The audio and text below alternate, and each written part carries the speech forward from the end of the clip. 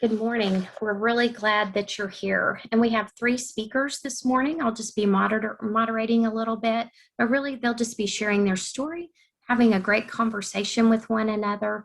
And we look forward to all that we have to learn from them today. So as I mentioned earlier, I'm Joanie Bruce with the Oklahoma Family Network. And I have three guests with me. I have Donzetta Seals, who's from Tulsa, Oklahoma, Virginia Holloman, who's from the Oklahoma City area, and Emily Clark, who's from the Edmond area. So we're really glad all of you are here. We'll continue to let people in. Right now we have about 52 of us that are joining, and we're super glad you're here. We are recording this session as it will be available on the Children's Behavioral Health Network YouTube channel. And I hope that you'll share that with your friends. Following the event, we'll be sending an email so that you can gain access to that. It'll also be available on the Oklahoma Family Network website, and information should be in your box to give you information on that. So I hope all of you who registered are received your box, and we're going to go ahead and get started. So if I might, I'm going to allow each of the speakers to introduce themselves and go ahead and share just a little bit about their story. And then we have a list of questions. And if you have any questions for the speakers, if you'll just place those in the chat box, we should be in good shape, and we'll answer questions at the end as long as there's plenty of time. And I think there will be. So let's get started. Virginia Holloman, would you mind getting started first? Sure. Thank you. Good morning. Thank you, Joanie, and thank you so much for letting me be a part of this today. My name is Virginia Holloman, and I am a parent of a child who suffers from substance use disorder. Oh, excuse me, Virginia. Yes. I am so sorry. I forgot to allow our translator to explain how to choose Spanish interpretation. I'll go ahead in English and just share. If each of you will look at the bottom of your screen, there's something that looks similar to a globe, and it has the word interpretation. If you click on that, it gives you two options, English and Spanish. And if you would like to hear the speaker in Spanish, simply click on Spanish. Okay, Virginia, I apologize. Go ahead. That's okay. And to that extent, sometimes I tend to talk a little fast. So if I'm talking too fast for our interpreter, please, someone ask me to slow down and I will. Okay. So as I mentioned, I am a parent of a son who suffers from substance use disorder. About 3 years ago, my son was 17 years old and a junior in high school, and he was spiraling out of control in a world of drugs and alcohol. I did not know how things got to that point. I thought I had done everything right. I had taught him morals. We went to church. I thought I had done everything I needed to do to keep him out of trouble and away from drugs. But what I did not know is that the disease of addiction, or substance use disorder, as it is now clinically termed, did not care what I did or what my family did. The disease of addiction does not discriminate. And I just did not know what to do. I was embarrassed and ashamed of my son. I was embarrassed and ashamed of myself. I thought it was my fault that he was using drugs. And I couldn't talk to anybody about it. I couldn't tell my family. I couldn't talk to my best friends about it. The stigma was huge, and it was it played a huge part in me delaying getting help. And as my son spun out of control, I too was spinning out of control, trying to fix him, trying to stop his drug use, and obsessing over his drug use and his behavior. And my son and I were actually on a parallel path of destruction. And our entire family really was really toxic at that point. And I was desperate for help. And I had seen an ad, I think on the internet, for a parent support group called Parents Helping Parents, for parents and caregivers of children of any age who struggle with substance use. And it took me a while to reach out to them because I was still really too embarrassed and stuck in my own shame to reach out to them. But I finally did. And when I finally made that call, and when I finally walked into that room of parents and other parents who were experiencing the exact same thing I was experiencing, my whole world immediately got lighter and brighter. I did not know it then, but my life actually changed at that point. And for that, I will be forever grateful. Parents Helping Parents provides education, resources, and peer support, as I said, for parents and caregivers of children of any age who struggle with substance use. And that's exactly what I got from Parents Helping Parents. The first thing is they educated me. I did not know anything about the disease of addiction before walking in those rooms. And so I learned about the disease of addiction. And I also learned skills and tools to help move my son forward in a positive direction. I loved the keynote speech by Dr. Bigfoot this morning.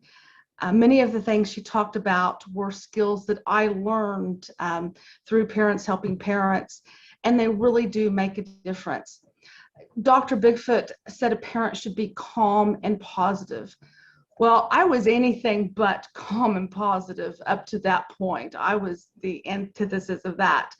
But when I learned how important it was to remain calm and be positive, boy, what a difference that made.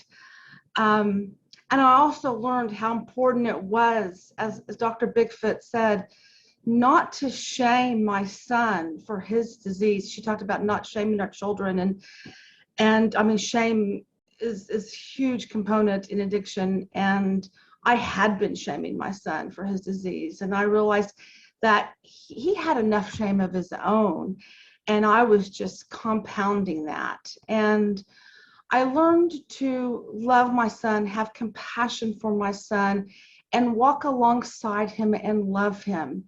And I learned I could let him, he could suffer the natural consequences of his own actions on his own. I didn't need to be doubling down and shaming him. So that was huge. And so I just loved everything that Dr. Bigfoot talked about this morning, and everything she said was so true. And those were skills that I learned through Parents Helping Parents. I also learned about behaviors, well, to counter that weren't so helpful to my son that I was doing, and that I had to make some changes. Learned about the importance of self-care, how critical that was. And I learned that my happiness did not have to depend on my son and whether he was using or not, and what behaviors he was doing. And I learned that that I had a lot of work to do, and that my recovery was just as important as his recovery. And my recovery included joining some other support groups as well, such as Al-Anon, and another small group that I joined, a women's small group, 12-step faith group. Parents Helping Parents also helped me with resources. They helped me navigate my son to outpatient counseling, or our whole family actually to outpatient counseling. And my son actually went to residential treatment. They helped me navigate him to that. My son went to residential treatment for 67 days, and that was wonderful. He went there what would have been his senior year of high school. He had basically dropped out of high school by his senior year. And I really value education, and I never ever thought that my son dropping out of high school would be even a possibility, but that was what I was facing. But at that point, I was really wanting him to live. That was what was most important to me, rather than his education. So he went to residential treatment in November of 2018 and got out in January of 2019, and immediately went to Oklahoma's only sober school, which is in Oklahoma City. And I was blessed that it was here where I live in Oklahoma City. And Teen Recovery Solutions operates that school. And they provide not only education, but wraparound services, intensive, really outpatient treatment almost, which is so critical for somebody coming out of residential treatment. And I'm happy to say that my son actually did graduate from high school in May of 2019. So That was something I didn't think would be possible at all. But with all these resources that I learned from Parents Helping Parents and all of these other organizations, that was a reality. So Parents Helping Parents also provided me with critical peer support. When I first walked into the rooms of Parents Helping Parents, I knew I was not alone. There were other parents who had walked in the same shoes I had walked in, and they were able to share their experience, strength, and hope with each other and with me. And that was huge. So that's just, just a quick nugget of my, my story today. My son and my family, we are 100% better than we were 3 years ago. Are we perfect? No. No family is perfect, but we have all made amazing strides in the past 3 years. While I hate that my son has been through this and probably will have to battle this disease for the rest of his life, I'm truly thankful for everything that has brought me to this point. The journey of recovery for myself that I didn't know I was getting into ended up being the best thing that ever happened to me. And today I can truly say that my happiness does not depend on whether or not my son is using or what behavior he is doing. So today I try to give back. I volunteer for Parents Helping Parents. I facilitate the meetings for the Oklahoma City chapter of Parents Helping Parents. I also volunteer for the Partnership to End Addiction. That is a national organization that Parents Helping Parents partners with. I'm a parent peer coach, and I also co-facilitate online support meetings on a weekly basis. I love giving back and helping others, and that also helps me to continue to grow and learn. So that's about just a short little nugget of my story, and I'm happy to answer questions at the end of the other sharing. So thank you so much for letting me share this morning. Thank you, Virginia. We really appreciate your willingness to share. And one thing I might add is our participants of the panel today were very gracious and actually gave us a list of vocabulary as well as resources that have been very helpful to them and their family. And so we'll be sending that out following the session so that you'll have those available as well. So next, because you're next in my picture, is Donzetta Seals. Donzetta's coming from Tulsa. Good morning. Get my sound on. Good morning. I'm glad to be here and to share. I am the mother of a 51-year-old daughter, and we've been dealing with this for a long time. This child was the child that I had prayed for, and I tried to give her everything that was out there that could be had. Sent her to private schools, dressed her well. We were in church all the time, and all the things that you do as a good parent. I noticed when she reached adolescence that there were some behavioral problems, and I took her to Youth Services of Tulsa, and she was not willing to cooperate. So I thought, let me just take her home. She'll get through this. We'll all get through this. And so I did. And so then it was time to go away to college, and she went to OSU. And about that same time, I remarried. And so anyway, when she was at OSU was when she got her first diagnosis. She tried to commit suicide down there. And so anyway, we went down there to try to bring her home and take care of her. And of course, when you try to commit suicide, they don't allow that. So at that time, OSU had a well, it wasn't OSU, it was Stillwater, which is a college town, had hired a psychiatrist in to the city because the university's there and they should have a psychiatrist. They also had a psychiatric unit. So we were blessed in that she was right there.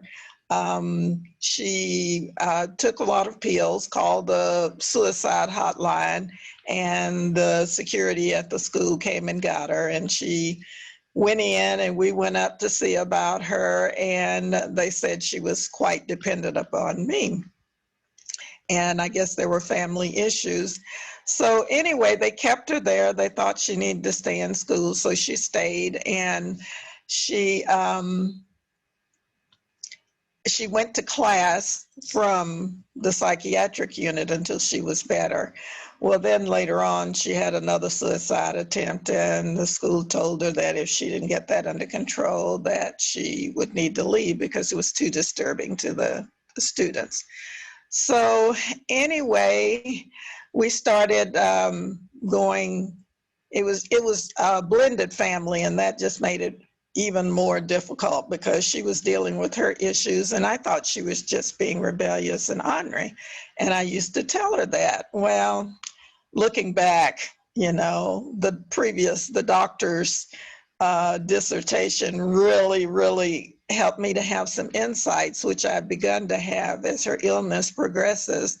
But anyway, she went through changes. I had her stay over to my mom's. I went through tough love. I went through all of these things. And she had a psychotic break, just a total breakdown. She was second semester of her senior year.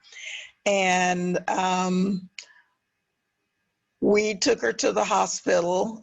She was there. She was very much into religion, and God was going to heal her, and she signed out against medical advice. So she went back to school because she was a bright student. She had good grades. She had all of her education paid for. And then she began to call, and I realized something was very seriously wrong.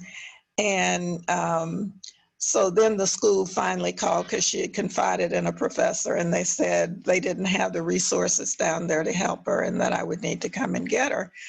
Well, she had not been open to this, and so we did a lot of praying. My faith has been really good for me, but we did a lot of praying and fasting, and she called and she said, "Mom, how are you?" And I go, "That's not the question.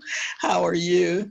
And so anyway, we made arrangements with the school that we would not do an intervention, but we would just come and she would sign herself out because at that point she was ready. And so she did, and me and my sister went in with her, and then our husbands went in to take up the room, and we were out of there in about an hour and a half. That began our struggle. I wasn't sure what was going on.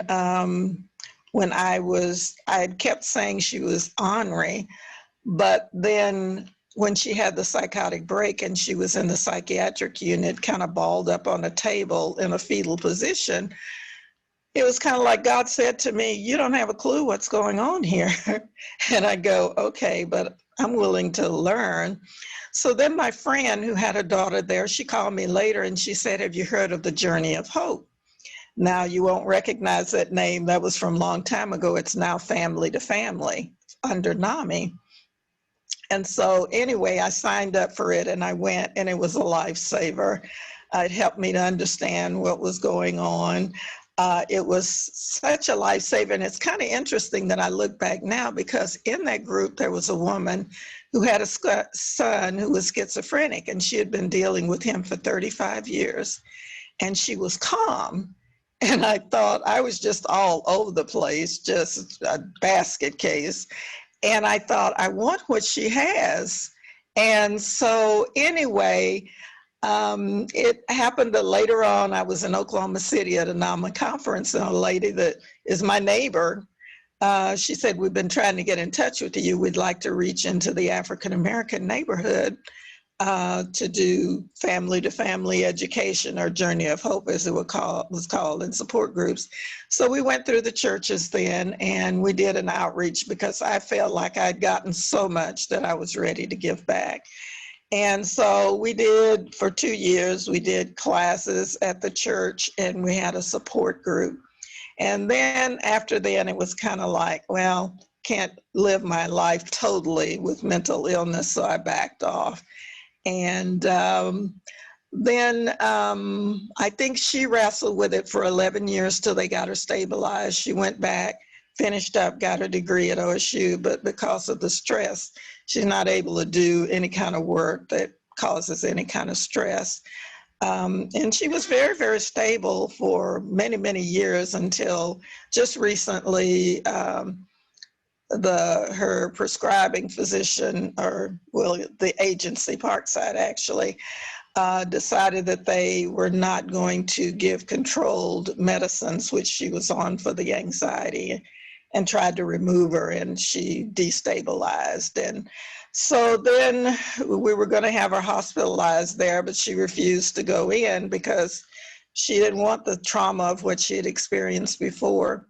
So anyway, she finally decided, because it had gotten so bad, her anxiety, that she needed to go to the hospital. And at that time, Parkside didn't have a bed, and they suggested Laureate.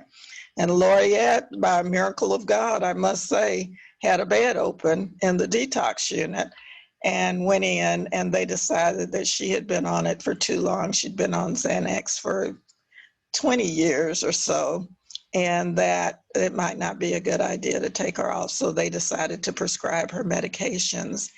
And so she's still dealing. I think when they take you off medications and put you back on, they don't have the same effect that they had before. So we're trying to deal with that and come up with some things. But I had just said before this happened, I said, my daughter is stable, but I know she has a mental illness, and the other shoe might drop anytime. And sure enough, that was the other shoe that dropped.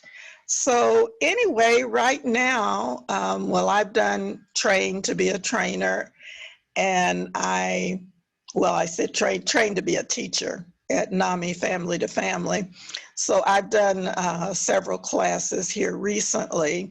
The atmosphere is very different because the stigma is so strong in the African American community that out of all the reaching out I've done through radio, newspapers, talking to the Tulsa Health Department, everything, I could not get out of 41 people that signed up, which was a record for a NAMI class, and it was done in the North Tulsa community.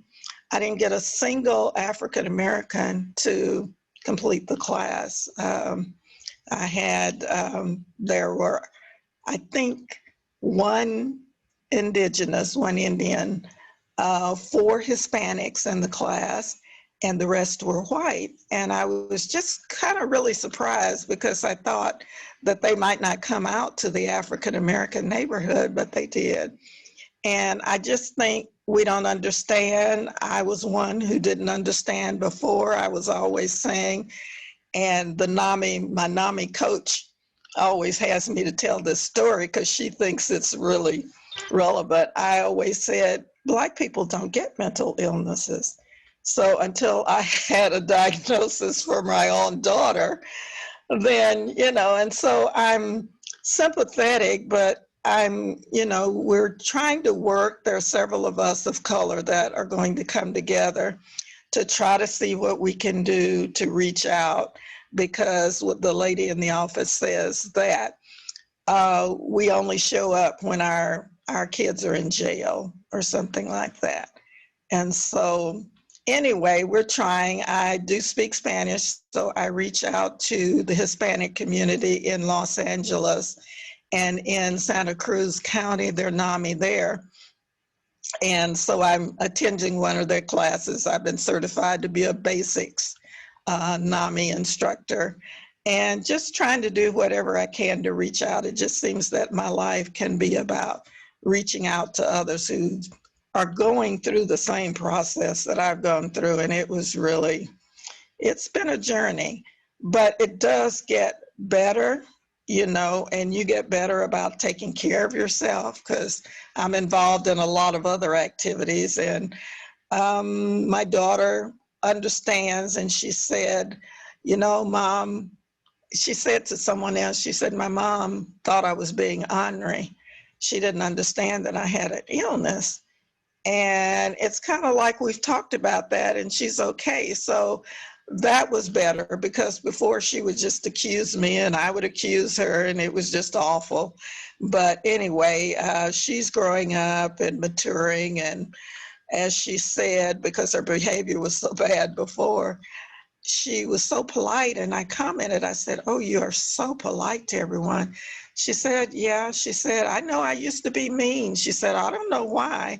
And I guess it was the illness. So anyway, I guess that's a short story long about me. So Yeah, I'm open for any questions. Yeah. yeah, that is really helpful. We'll take questions at the end. And Dawn said, I know I personally have experienced, I'm not a person of color, but I've experienced some of the same feelings, just feeling like your kids are ornery, but in fact, it's the mental illness that's just really Mhm. wreaking havoc. And when I don't know how to be a parent to a child with mental illness, it just tends to cause more issues, doesn't it? So, Yeah, and actually, the doctor that was on this morning, that had been haunting me. Later on, I thought they talk about the genetic component, and you don't know if it's there, and then they get the second hit. Well, the second hit has been some of the school integration issues she had to deal with, and I wasn't able to help her with that. And so one of the things we talked about in Family to Family is being kind to your children. I mean, you just never know. I was raised pretty rough, and I didn't have the genetic predisposition, but she did. And so always be kind to your children. very true. Thank you, Donzetta. Mhm. And now we'll hear from Emily Clark. Emily's kind of at the other end of the spectrum of having experienced some postpartum depression and anxiety, and she's got two little sweet 7-year-olds. Emily, would you like to share your story? Yes, absolutely. Well, good morning to everyone. My name is Emily Clark, as Joanie said, and I teach fourth grade math and science in Deer Creek, and I used to teach in Putnam City here in Oklahoma City. And let's see, I've got to make sure I'm on. Okay, there I am. I have twin 7-year-old girls, and way back when my husband and I were trying to get pregnant for over 4 years. And that was really difficult. I tell people that was kind of the long struggle and the long trial, and I didn't really feel God's presence in that. And then whenever I experienced postpartum anxiety and depression, it was a very short, very intense trial, and I definitely felt God's presence during that. So kind of the background is my husband and I were married for almost 10 years before we finally got pregnant. And we had done 5 IUIs and 3 with hormone injections. And that's how I got my first pregnancy test. That was finally positive. And I was pregnant with triplets. And we lost the triplet at about 8 weeks. So lots of different emotions there. My husband and I are both teachers. So, I felt relief about the finances, of course, but also felt fear that I would lose another child.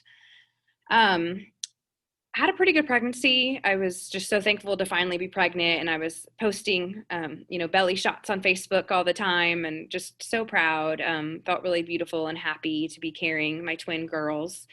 The last trimester, I just felt a lot of fear and anxiety, and I had always been an uptight person, and I had even been in therapy for that. And my therapist had said, Emily, you have anxiety. And I said, no, I don't. I'm just uptight. Well, by the 3rd trimester, towards the end, I told my husband, I can't do this. I cannot be a mom. And even though that was my dream, for all those years wanting to be a mom, I literally felt like I could not do it. So the girls came at 36 weeks and were really healthy, got a great APGAR score. They were delivered via C-section. And Madeline was my firstborn, and she was only 4 pounds and 1 ounce. And Baylor was the second one born, and she was 5 pounds, 5 ounces. So Maddie had to go to the NICU. And in my head, since I had made it to 36 weeks, I thought they were going to be big enough where we didn't have to go to the NICU. And also I kind of thought, well, worst case scenario would be they're not together. So, Maddie goes to the NICU, Baylor and I go to the hospital room, And I'd kind of had a little bit of, I say trauma. It was traumatic to me, may or may not be traumatic to other people, but my, I'm blanking out, not epidural, but the other one, spinal tap. My spinal tap hadn't taken the first time. And so the anesthesiologist had to do that again. And so I had a double spinal tap, and it was just uncomfortable and scary. And well, what that led to was later on that evening, they were born in the afternoon, and later in the evening, I tried to go visit Maddie in the NICU, and I had severe neck pain from the spinal tap, and I wasn't able to hold Maddie. And so I had instant guilt. I just felt like a terrible mom right away. And Baylor and I were on the 6th floor, and the NICU was on the 5th floor in Mercy, and they just did such a good job taking care of her, but I was only able to see Maddie, once a day. And then I was immediately very obsessed with breastfeeding, and wanted to do that for my girls. And so I was breastfeeding and then pumping, breastfeeding Baylor and then pumping, and then giving her formula to supplement every 3 hours around the clock. And made sure, if she was in the nursery and it's 3 a.m. and they hadn't brought me Baylor, I was calling them up, she's due for feeding. So Maddie was only in the NICU for 1 week, which was awesome, but I had to go home with only Baylor. And I'm a pretty emotional person, and I couldn't even cry. I had cried a lot in the hospital. I'd been terrified to leave. I could have left at day 3 postpartum, left at day 4 instead. Got home, just continuing to breastfeed and pump and supplement around the clock. And so I was in trouble pretty early on, just completely overwhelmed. I started being unable to sleep very well at night. I didn't feel like eating. So I was growing depressed. I told people I was getting depressed. I had a family member that was very supportive physically, and she was there to help, but she wouldn't always say the most kind things. I eventually, at 11 days postpartum, Maddie was home. Let me backtrack a little bit. When we picked Maddie up from the NICU, a nurse could tell I was really in bad shape just from sleep loss and very, very anxious. And she suggested that I stop breastfeeding and just pump. So, which was good advice in theory, but for me, I started to disconnect from the girls, and it was every 3 hours, pumping and supplementing. And so others were kind of caring for the girls, and I was just trying to cope with myself. So I was overwhelmed by every detail. I had extreme anxiety. It was like, when you have a lot of worries in your head and you're just trapped, that times 1,000 is kind of how I explain it. So I was getting less and less sleep. All I wanted to do all day was sleep. I didn't have any energy to walk across the room, and I didn't know if it was recovering from the C-section or postpartum depression. So at 11 days postpartum, I had suicidal thoughts and wanted to take pills and kill myself because I couldn't see how it was going to get better. So I called my parents in the middle of the night, and they came over, and I begged them to take me to the ER. And what we ended up doing was the next day we reached out to a postpartum therapist that I'd actually met previously from a mutual friend. And my doctor had also recommended her. And it was Good Friday of 2014. So she was off of work, but she came in and saw me and listened to my story. And then she got me in to see a psychiatrist that was at her practice too. And he actually diagnosed me as having postpartum anxiety, which I had never even heard of at the time. This was 2014, so we know a lot more now. And he also said I had a obsessive compulsive personality trait, which I had never heard of. Just means I'm in my head, and at the time was definitely having looping, racing thoughts and unable to get out of my head. So the postpartum therapist recommended that I stay with my parents for the weekend. And during that weekend, I decided to take breastfeeding off my plate, which led to an additional hormonal shift. So not only had I had a 2 million-fold hormonal shift, carrying multiples puts you at a higher risk for perinatal mood and anxiety disorders, like postpartum depression and postpartum anxiety.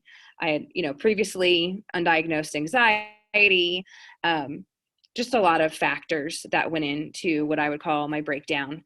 And so I got worse over that weekend with my parents. And it was almost like being bipolar and going up and down all day, because I would go from kind of, again, a spiraling, racing thoughts and anxiety to extreme depression, just all in one day. And I didn't know whether to get up and try to take a walk or a bubble bath and calm down, or do something to energize myself. And so that Monday morning, which would have been 15 days postpartum, I did check myself in to an inpatient facility. And I was there for 48 hours, and they stabilized me in that they gave me medicine to help me sleep. But other than that, it was not a great fit for a postpartum woman. There were general group help sessions, mainly for people suffering from bipolar. I was able to see a therapist there, and it was really a blessing because she was training to be a postpartum doula. So she really listened to my story and said, "Oh my gosh, Emily, you had the perfect storm of situations occur to lead to this moment." So she did help me get out of the facility because she agreed it wasn't the best placement for me. I had checked myself in because I felt like I needed the next level of care, but I literally saw the psychiatrist 5 minutes a day during that time. And I tell all my teacher friends this because I think it's really funny. When the psychiatrist met me, he said, "Well, Miss Emily, I see a lot of teachers in here." And I said, "Well, I am not surprised you see a lot of teachers in here. It's a very stressful profession, but that's not why I'm here." So anyway, I was released back into my parents' care, and my husband and a family member took care of the girls while my parents took care of me. And I was feeling better enough to go visit the girls every day and to start to kind of gain confidence as their mother and know that I was doing a good job, because I just kept repeating, "I just want to get better so I can take care of you." But I was so freaked out about what was happening inside of me that I didn't feel like I had the energy to give to be a caretaker that they needed. And I had a family member tell me, I was selfish. I couldn't ever tell anyone about this, or I'd be fired, that I wasn't getting better. So we kind of had to get that person, out of the picture for my mental health so I could move back into the home. And I did move back in at 4 weeks postpartum, and I was on the right medicine. The psychiatrist was able to put me on a strong anxiety med and a strong antidepressant in order for me to recover. And since I wasn't breastfeeding, that kind of opened the opportunities for medicine. And so the postpartum therapist returned me to my own therapist. She recommended that I go back to my own therapist since she knew me. And I saw my therapist 2 times a week for several months, and then eventually once a week, and then eventually now I just see her once a month. And basically I felt like myself at 6 weeks postpartum, but I had experienced, panic attacks, especially at night, mental confusion, memory loss. I was down to like 2 or 3 hours of sleep per 24. And Donzetta, I really have so much admiration for you. It was very difficult to see what my illness did to my parents during that weekend of crisis. And I can't imagine, dealing with that for years. So thank you for your bravery. And Virginia, I admire you so much as a mom too, and I just really resonate with the lessons you learned as a parent to be a better mom to your kids. So basically, what I've done since is I've really felt called to help other women. And I found out that 1 in 7 women experience some type of perinatal mood and anxiety disorder. So it's very common. And just like substance abuse is stigmatized, so is mental health. And so women are afraid that their children will be taken. They're afraid of what other people will say about them. And so I also found out 1 in 3 women of color experience PMADS, like postpartum depression and anxiety. So it's extremely high. And so even though I had sought help pretty immediately, I just thought, well, what can I do here in Oklahoma to help women? And I spoke to my senator at the time, and she and I felt like being able to get women to take the Edinburgh depression screening and to have women screened at their child's well child checkup would really help them, hopefully be able to be diagnosed and be able to receive care for postpartum depression and other PMADs. And so she created legislation called Senate Bill 419, and Representative Nicole Miller co-sponsored it or co-authored it on the House side, and it passed 2 years ago, and Governor Stitt signed it. And so now in Oklahoma, when you have a baby, during your third trimester, you're screened for depression, and then also at your child's well child checkups the whole first year. So that is incredible, and I'm really, really excited about that. But I'm not done. There's still more work to do. And so I've teamed up with Postpartum Support International, and their website is amazing. You can go on now, and there's a crisis helpline if you're having suicidal thoughts. There's all sorts of amazing, virtual support groups for women of color, Hispanic women, military moms, moms who have lost infants, have experienced infant death. Anyway, just it's an amazing resource, and I wish I had known about it, 7 years ago. And so I'm leading an event here in Oklahoma City, so I want all of you guys to come. It's called Climb Out of the Darkness, and it's June 26th at Bickham Rudkin Park in Edmond. And it's free to register, and that information is going to be on our sheet. And if not, you can find me on Facebook at Climb Out of the Darkness Team OKC. And women and children and families all over the world are going to be at their own climbs. Almost every state has one now. And we're going to be just shining a light on perinatal mood and anxiety disorders, and also raising money. But it's free to register, and you can get a t-shirt if you want to. You don't have to fundraise, but I would just love to see a big group of women and families come out on June 26th so we can keep raising awareness, because the more women that talk about their story, the more women will get help. And so, yeah, that's what my passion is. And thank you so much for letting me share my story today.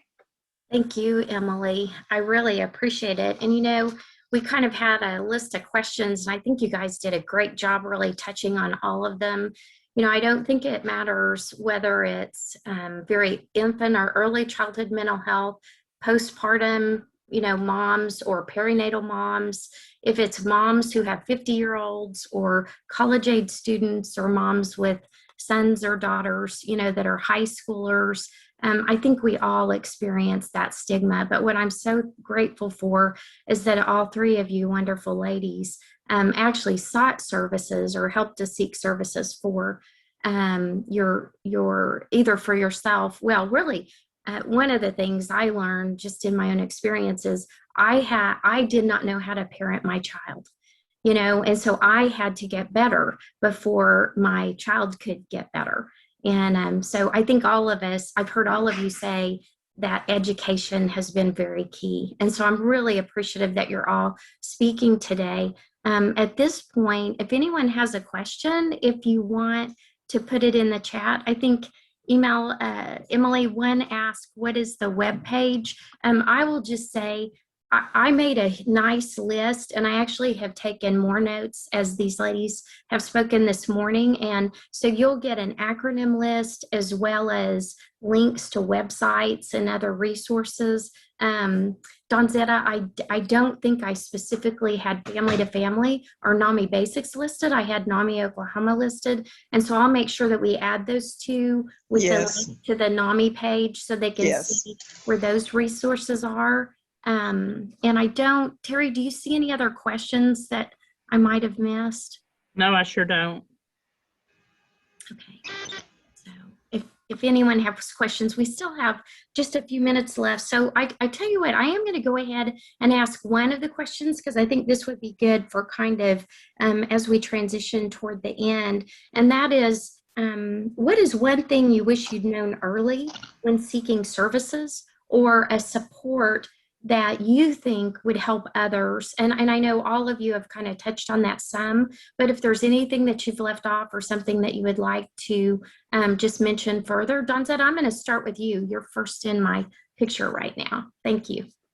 Okay, I'm sorry, I was reading something in the chat. Would you restate your question? I'm Yes, sorry. my question is just if there's one thing you could share with the families that are on today that was a specific resource or just a piece of encouragement that you would like to share, that would be great. And if you don't have anything, it's okay because you've done a beautiful job.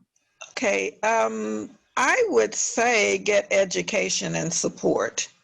NAMI offers that. I'm sure there are other agencies that offer that, but NAMI has the family to family and the NAMI basics for those under 18, because family to family doesn't serve those under 18, but it's NAMI basics, family to family, and then there are family support groups. And now since we do a lot by Zoom, you can hook up anywhere. The support group in Santa Cruz County, California, it's by Zoom. And I was able to get onto that and do some Spanish things that before we had Zoom I couldn't do. But anyway, that's what I say is education and support. I agree wholeheartedly. Emily, is there anything else that you would like to share, that even a tip of things that people did for you that was particularly helpful? Yeah, definitely. I think surrounding yourself with friends who are non-judgmental and who are compassionate towards you is really good, because I needed that modeled so I could be compassionate to myself. I was part of the Edmund Mother of Multiples group, but I'd only been to one meeting. And so I kind of wished that I had already made friend connections with them, and that would have helped. Obviously, getting in touch with Postpartum Support International and being part of a support group would help. It's different for everyone. Postpartum issues can come up through 18 months postpartum, and it could be slow and gradual, or it could be short and intense like mine was. And because it felt so intense, I think someone even told us about PSI and support groups, but in my head it wasn't enough. I needed, intense care fast. But even so, it's still a healing process. I had to heal from the stigma. When I was inpatient, I remember feeling like I could never tell anyone, how could I ever teach again if people know that I was inpatient? And so for me, it's been powerful to share my story. And it's almost like a way for me to say, screw you to anyone who wasn't compassionate. Because I can say, I am going to tell my story, and people can either like me or not like me, but I'm going to use it to help others. And so it was motivational to me to get involved as part of my journey to heal. I just think it's important to spend time with friends and to have self-care. I've started, getting massages once a month, and, just little things, for myself. But really just the support groups and compassionate friends for me. That's amazing how peer support can Mhm. really make a big difference, isn't it? Definitely. Very nice. Great. And again, all of these resources that they've mentioned today will be on that tip sheet, so we'll get that out. Virginia, you have a last couple of thoughts? Yeah, I'm just going to double down on what Donzetta and Emily said, and the power of support groups. And regardless of what it is you're going through, there's a support group for almost everything these days. If it's not in person, and of course, in the last year, it's been tough we haven't had anything in person, but hopefully we'll get back to that soon. But the great thing about the last year has been we've been able to have these online support groups, and it has opened up to, we can participate in these national support groups. So where you might have something going on in your life we don't have something here in your local area, you can hook up with a national organization. So, I've learned about all these amazing groups nationwide, and And like I said, there is just about a support group for anything. And they're just so powerful because they can help you with all the things you need help with. They can help you with the education, the peer support, the navigation with resources. And, before I'd gone to Parents Helping Parents, I'd actually been seeing a counselor, actually two different counselors.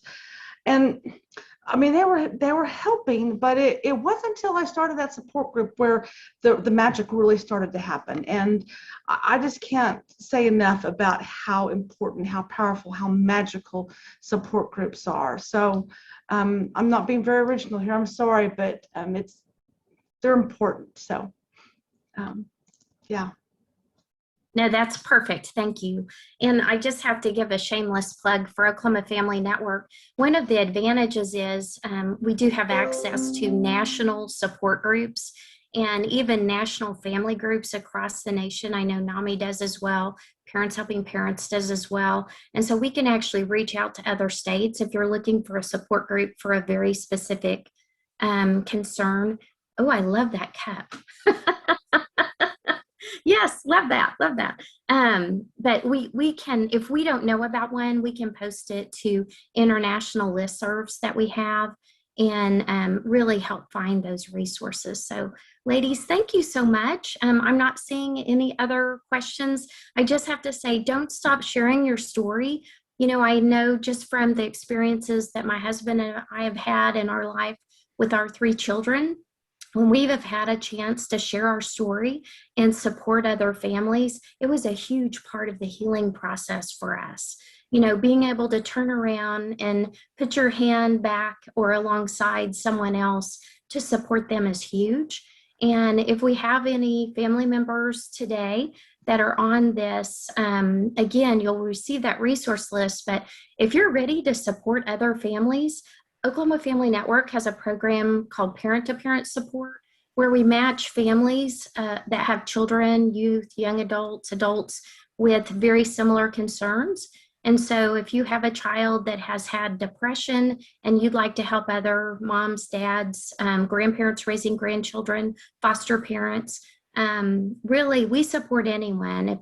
If it's an aunt or a friend that lives nearby that just wants support to support a child that either learns differently or has a health condition that maybe is a little different from others, we're more than glad to help. So I really appreciate your time today.